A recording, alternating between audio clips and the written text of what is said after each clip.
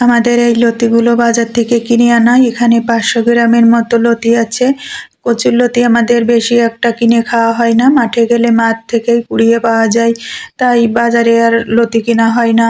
কিন্তু দেশি লতিগুলোই আমার কাছে বেশি ভালো লাগে খেতে। আমরা কচুর লতিগুলো কেটে বেছে ধুয়ে পরিষ্কার করে রেডি করে রাখলাম। 2টা আলু কেটে রেডি করে রেখেছি, বড় সাইজের একটা পেঁয়াজও কেটেছি।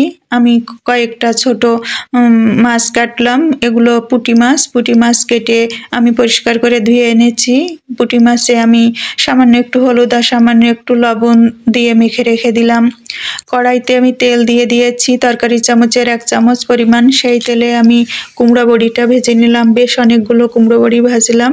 কুমড়া বড়ি ভাজি হয়ে গেলে উঠায়ে নেওয়ার পরও আমার তেল থেকে গেছে, সেই তেলে আমি যে পেঁয়াজটা কেটে রেডি করে রেখেছিলাম ওই পেঁয়াজটা ভেজে নিলাম। কড়াইটা পাল্টে নিয়ে আমি মাছগুলো এখন ভেজে নিচ্ছি। এপাশ ওপাশ উল্টে আমি মাছগুলো খুব ভালো করে মচমচে করে আমি ভেজে নিলাম। কচুরলতিতে ভালো করে ভাজি করা মাছ দিলে খেতে বেশি ভালো লাগে। কড়াইটা আমি নামিয়ে রাখলাম। আগে যে কড়াইটাতে পেঁয়াজ ভেজেছিলাম সেই কড়াইটা চুলায় দিয়ে দিলাম, আর আলুর টুকরাগুলো কড়াইতে দিয়ে খুব ভালো করে ভেজে নিলাম। এখন মশলা দিয়ে দিচ্ছি। লবণ দিলাম 1 চা চামচ পরিমাণ, হলুদ দিলাম 1/2 চা চামচ পরিমাণ। যে বাটিতে আমি মাছটা মেখেছিলাম সেই বাটিটা ধুয়েও আমি লবণ হলুদটা আলুতে দিয়ে দিলাম।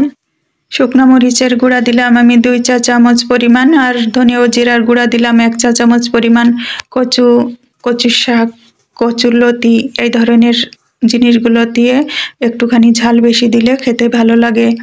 আমি খুব ভালো করে মশলার সাথে আলুটা কষিয়ে নিয়েছি। আলুটা এখনকার পুরানো আলু, শক্ত ধরনের হয়, তাই আমি খুব ভালো করে কষিয়ে নরম করে নিলাম। কচুরলতিগুলো দিয়ে আমি ভালো করে ভেজে নিচ্ছি। খুব ভালো করে কচুরলতিগুলো মশলার সাথে ভেজে নিয়ে আমি 500 গ্রামের মতন জল দিয়ে দিয়েছি, ঢেকে দিয়েছি যাতে খুব তাড়াতাড়ি কচুরলতিটা রান্না হয়ে যায়। ওদিকে আমি ভাতটাও দেখে নিচ্ছি, আমার ভাতটাও প্রায় হয়ে এসেছে। আমি এখন ভাতের ঢাকনিটা দিয়ে দিয়েছি। কচুরলতির ঢাকনাটা উঠাইয়ে দেখি আমার কচুরলতিটা প্রায় হয়ে এসেছে। আমি খুব ভালো করে নেড়ে চেড়ে কচুরলতিটা রান্না করে নিচ্ছি। কচুরলতি আমি একটু ঘুঁটেও দিয়েছি, এতে ঝোলটা ঘন হয়ে যাবে, খেতে ভালো লাগবে। আমি যে মাছটা ভেজে রেখেছিলাম ওই ছোট মাছটাও আমি দিয়ে দিয়েছি। কুমড়া বড়িটা ভেজে রেখেছিলাম ওটাও দিয়ে দিলাম, আর দিলাম 1 চা চামচ পরিমাণ চিনি।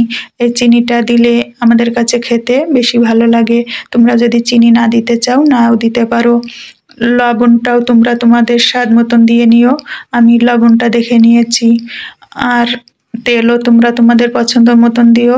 শুকনো মরিচের গুঁড়া, মরিচ এই ধরনের জিনিসগুলো তোমরা তোমাদের পছন্দের মতন দিও, স্বাদ অনুযায়ী দিও। আমার হয়ে গেছে কচুরলতিটা রান্না।